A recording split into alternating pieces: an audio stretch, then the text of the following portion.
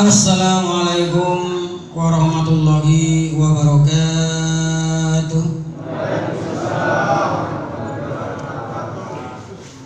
Alhamdulillahilladzi adhaba 'anil hasan inna rabbana laghafurun syakur.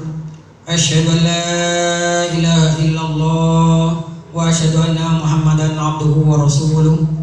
Allahumma shalli wa sallim ala rasulika Muhammadin wa ala alihi wa sahbihi amma ba'da. Faqad qala ta'ala fil Qur'anil Karim, a'udzu billahi minasy syaithanir rajim, wa may yuti'illaha wa rasulahu yudkhilhu jannatin tajri min tahtiha al-anhar khalidina fiha wa dzalikal fawzul azim.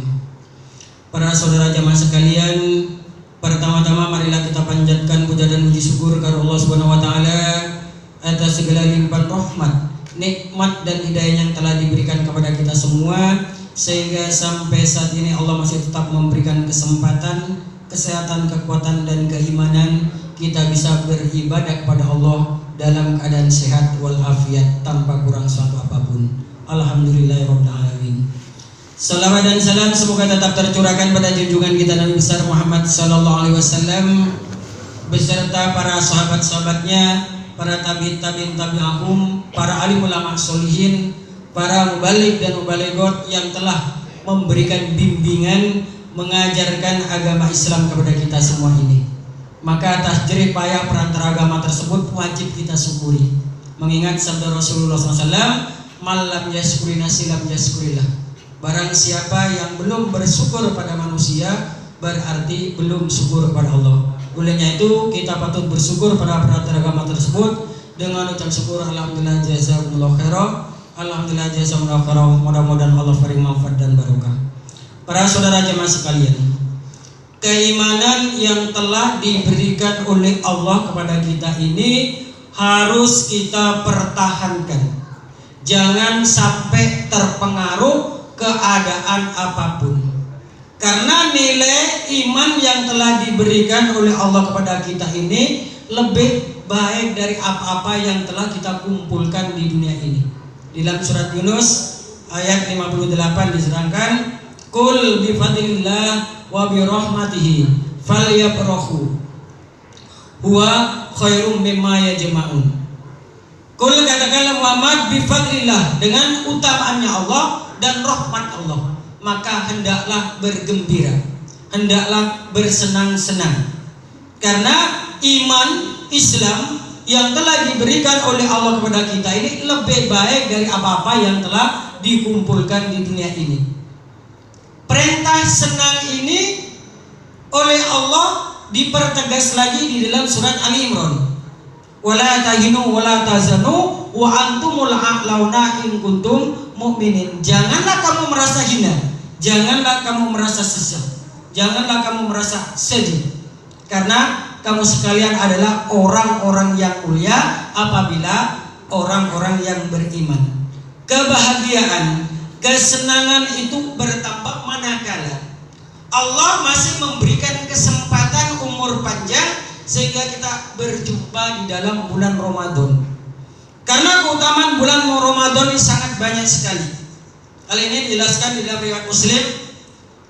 An Abi Hurairah qala Rasulullah sallallahu alaihi wasallam, atakum Ramadan syahrul mubarak, faradallahu azza wa jalla alaikumus siyam wa tuftahu awwabus sama wa tughlaqu awwabul jahim. Jadi dari Abi Hurairah, Rasulullah bersabda, telah datang pada kamu sekalian bulan Ramadan, yaitu bulan yang penuh berkah, di penuh pengampunan dari Allah di dalam bulan Ramadan ini. Karena apa dikatakan karena berkah? Karena semua amalan dilipat gandakan oleh Allah. Kullu amali ibnu Adam yudha'ifu bi asri amsalihah wa sabimatin ila masyaallah. Jadi amalan anak Adam ini di bulan Ramadan dilipat gandakan oleh Allah, satu semisalnya 10 sampai 700 sampai masya Allah. Bahkan di dalam bulan Ramadan ini kita harus merasa bangga bahwa anak kita tadi itu sudah bisa membaca Al-Quran. Karena bulan Ramadan itu syahrul Ramadan, unzil Al-Quran. Jadi Ramadan ini adalah tempat turunnya Al-Quran. Dan Al-Quran nanti akan memberikan syafaat terhadap orang yang membacanya. An Abi qala Rasulullah SAW, Al-Qur'anu syafi'un musafa'un wa makhulun musadaqun. Man ja'alahu amamahu qadaw ilal jannah, man ja'alahu khalfahu sabahu ilan nar. Al-Qur'an adalah sebagai syafaat yang dibenarkan syafaatnya, dan sebagai pelapor yang dibenarkan laporannya. Barang siapa yang menjadikan Al-Qur'an di belakangnya, maka Al-Qur'an nanti akan menjerumuskan ke dalam neraka. Dan barang siapa yang menjadikan Al-Qur'an di depannya, maksudnya Al-Qur'an kita baca, dibaca sesuai dengan tajwidnya, maka Al-Qur'an nanti akan menuntun kita menuju ke dalam surga. Bahkan di dalam riwayat Abu Daud dijelaskan, man qara'al Qur'an wa amila bima fihi fawalidahi tajjan yaumal qiyamah. Da'u tajjan kama dawa syamsa fid dunya. Barang siapa yang membaca Al-Qur'an kemudian mengamalkan terhadap isi Al-Qur'an, maka kedua orang tuanya kelak di hari kiamat dipakaikan mahkota. Terangnya mahkota lebih terang daripada matahari yang ada di dunia ini. Maka bersyukurlah bagi bapak dan ibu yang mempunyai anak bisa membaca Al-Quran.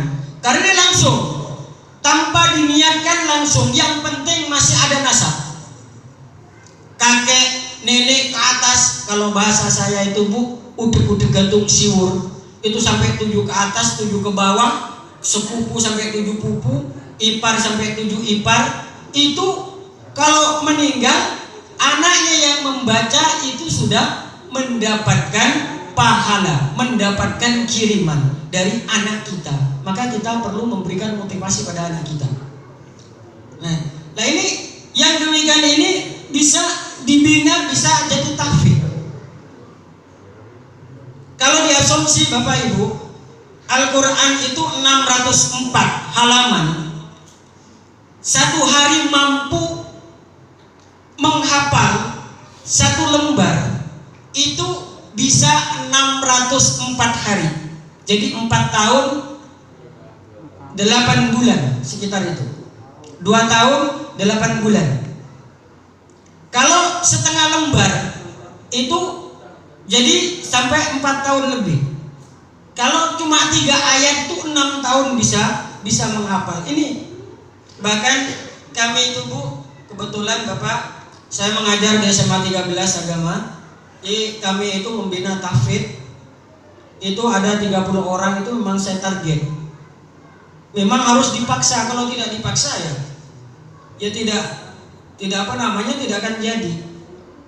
Karena lama-lama kalau sudah dipaksa, lama-lama sudah terbiasa, itu akhirnya dia enak. Kalau kita sudah sering membaca terus tidak pernah membaca, tidak membaca itu rasanya tidak enak. Kerasa sudah merasa hati kita.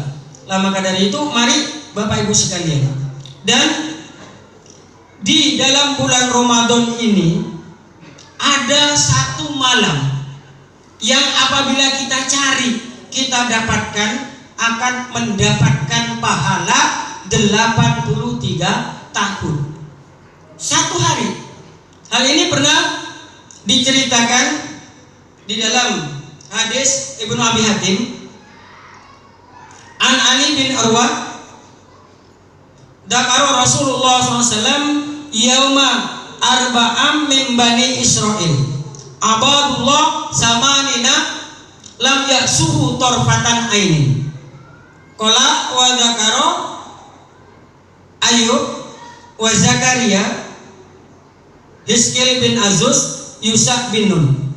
Fa'ajiba ashabu Rasulullah sallallahu alaihi wasallam fa'atahu Jibril faqala ajibta ummataka ya Muhammad min dalika haula'i ibadihi nafarun lam yaksuhu tarfata ainin samanatan faqada anzalallah inna anzalnahu fi lailatul qadar wa ma adraka ma lailatul qadar lailatul qadri khairum min alfis sahr. Urwah menceritakan bahwa Rasulullah menceritakan 4 orang dari Bani Israel yang beribadah selama 80 tahun tidak pernah berbuat maksiat sekejap mata pun. Diceritakan Nabi Ayub, Nabi Zakaria, Nabi Hizkil, dan Yusha bin Nun. Yusha bin Nun itu termasuk Nabi karena menggantikan Nabi Musa. Itu. Jadi 4 orang ini beribadah 8 tahun. Maka heran para sahabat. Maka Jibril datang, wahai Muhammad, apakah umatmu itu heran dengan ibadah 4 orang ini? Maka Allah menurunkan 1000 bulan dalam 1 malam. Maka carilah di yang ganjil, 10 yang akhir. Kita iktikaf di masjid, membaca Al-Quran, berzikir kepada Allah untuk mendapatkan di situ. Kalau tidur ya tidur 83 tahun. Kalau pas turun Lailatul Qadar. Tapi kita tidak tahu. Jangan bikin-bikin, oh saya ketemu apa Lailatul Qadar seperti ada sinar mencarut gitu. Itu tidak ada itu ceritanya. Kalau di hadis tanda-tandanya cuma di waktu itu tenang, terus kadang-kadang dingin, kadang-kadang hujan di malam yang ganjil itu. Maka kita cari dari 21 sampai terakhir, kita cari beriktikaf di dalam masjid. Masjid itu diiktikafin kalau sudah sholat Jumat. Memang beda Bu, dulu dengan sekarang. Kalau dulu betul-betul kita iktikaf di masjid itu tidak bawa apa-apa, cuma bawa badan saja. Tapi kalau sekarang kebanyakan yang saya lihat itu pergi iktikaf bawa bantal. Itu. Jadi akhirnya pergi tidur. Nah itu. Banyak sekarang itu perginya jam 2. Padahal iktikaf itu mulai dari surut matahari, dari terbenam matahari sampai keluarnya itu cuma buang air. Kalau keluar terusan itu sudah lepas iktikafnya. Ini kalau iktikaf. Tapi kalau mencari Lailatul Qadar juga bisa di rumah. Yang penting TV-nya tidak jalan. Wa tuftahu abwabus sama, dan dibuka pintu langit. Ini doa dikabulkan oleh Allah, terutama doa ketika menjelang berbuka puasa dan waktu sahur. Allahumma inna nas'aluka ridhaka wal jannah wa na'udzubika min sakhatika wan nar. Ini diperbanyak, kita yang berdoa, jangan TV-nya. TV-nya yang dapat pahala, orangnya tidak. Itu yang dikabulkan oleh Allah, diterima oleh Allah. Dan yang terakhir, berapa sekalian, saya lihat kayaknya ini masjid ini sudah penuh, maka perlu ditingkat. Karena Pak, ibadah secara spiritual kita tingkatkan, masjidnya juga perlu ditingkatkan. Karena apa? Kalau ditingkatkan Bapak Ibu sekalian, ibadah kita tenang. Kita ini adalah rumah Allah. Wa may yu'azzim sya'airullah fa innaha min taqwal qulub. Barang siapa yang yu'azzim terhadap syair-syairnya Allah, maka termasuk takwanya hati. Masjid ini syair Allah. Kalau kita menyairkan, mengagungkan terhadap syair-syairnya Allah, kita bangun, kita tingkat masjid ini, maka lapangan amal soleh, lapangan jariah itu sangat banyak. Di dalam riwayat Bukhari diterangkan, membana masjidan fid dunya banallahu baitan fil jannah. Barang siapa yang membangun masjid di dunia, maka Allah akan membangunkan rumah di surga yang dindingnya dari emas yang diukir. Bahkan di dalam Ibnu Majah dijelaskan, barang siapa yang membangun masjid di dunia walaupun sebesar sarang burung walet, maka Allah akan membangunkan rumah di surga. Bandingannya Bapak Ibu, kalau sholat duha 12 rakaat itu terus menerus istiqomah, itu bisa dapat rumah di surga kelak. Nah ini kita mengeluarkan uang 1000 perak, 1000 rupiah dikumpul jadi satu, akhirnya bisa membangun. Itu bisa membangun. Jangan khawatir. Insya Allah itu kalau kita niat baik, niat sudah ada, harus berjalan. Niatnya harus dilangkahi dengan membela agama Allah. Ya ayyuhalladzina amanu hal adullukum ala tijaratin tunjikum min adzabin alim tu'minuna billah wa rasulihi wa tujahiduna fi sabilillah bi amwalikum wa anfusikum. Wahai orang-orang yang beriman, maukah kamu saya tunjukkan pada suatu perdagangan di mana perdagangan itu dapat menyelamatkan kamu sekalian dari adab yang sangat pedih. Caranya tu'minu billah. Ini kita sudah dapatkan, beriman kepada Allah, beriman kepada Rasul. Wa tujahiduna fi sabilillah, membela agama Allah dengan harta dan diri kita. Kita punya harta dengan hartanya, tidak punya harta dengan dirinya. Kalau ngecor datang, tidak minta gaji. Itu umpamanya dikasih kopi sama songkolo itu bersyukur, karena itu sudah ukhra wa ukhra tuhibunaha nasrun minallah. Itu pahalanya sangat besar. Idza mata ibnu Adam in qata'a amaluhu. Ketika anak Adam telah meninggalkan dunia, maka putus amalnya illa bisalasin, kecuali 3. Itu amal jariyah, ilmu yang tafa'u bi, walidan sholihah yud'alah. Anak yang soleh, bukan anaknya Bu ya, anak yang soleh. Tidak punya anak tapi punya keponakan, maka keponakan inilah nanti yang akan menyelamatkan. Apabila hafid 30 juz dan dijaga terus menerus, di dalam riwayat Abu Daud dijelaskan, maka nanti Allah akan memberikan dispensasi untuk menyelamatkan ahlinya 10 orang yang wajib masuk ke dalam neraka. Maka mari Bapak Ibu sekalian, kita motivasi anak-anak kita, dan jangan lupa Bapak sekalian, kita persiapkan pada saat sekarang ini, yaitu zakat fitri.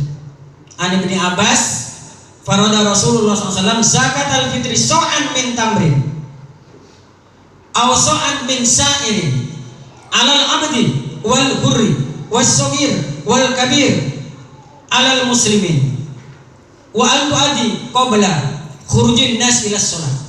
Dari Ibnu Abbas, dari Nabi SAW mewajibkan zakat fitri 1 sok dari kurma, 1 sok dari gandum terhadap hamba. Semua yang miskin seperti apapun wajib mengeluarkan zakatnya.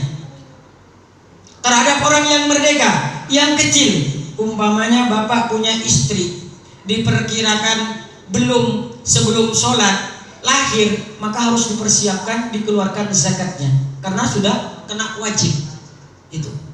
Nah, kalau ini wajib, dan di dalam Bukhari dikatakan man atahullahu malan falam yu'addi zakatahu musilulahu sujaun akro yaumal qiyamah. Barang siapa yang diberi harta kemudian tidak mengeluarkan zakatnya, maka harta tersebut diserupakan ular yang botak, yang yutaqawwanuhu wa fi sibatihi.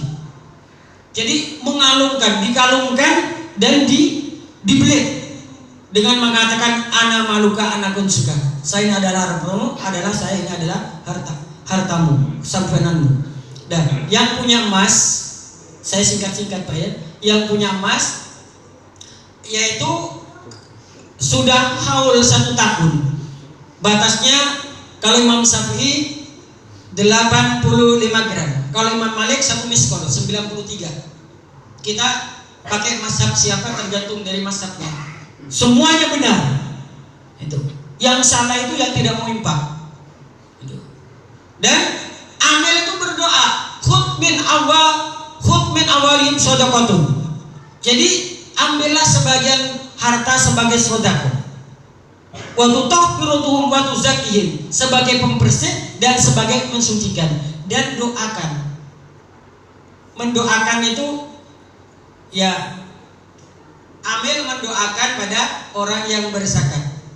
Kalau tuntunannya itu tidak ada, tapi Rasulullah pernah memberikan bersolawat kepada Abu Aufa. Allahumma sholli ala Abu Aufa. Bisa pakai solawat, bisa zakatan makbulah. Ini bukan bid'ah Bu ya. Nabi tidak pernah mengerjakan segitu, itu bid'ah. Wah, susah itu kalau begitu Bu. Jadi orang membaca Al-Quran itu bid'ah juga, karena Rasulullah tidak pernah membaca Al-Quran pakai mushaf. Beliau sama Rasulullah murojaah hafalan. Itu.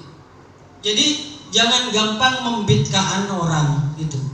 Jadi maka dari itu doakan, karena sakanul lakum, karena doa itu akan menjadikan tenang bagi mereka. Maka itu 2,5%.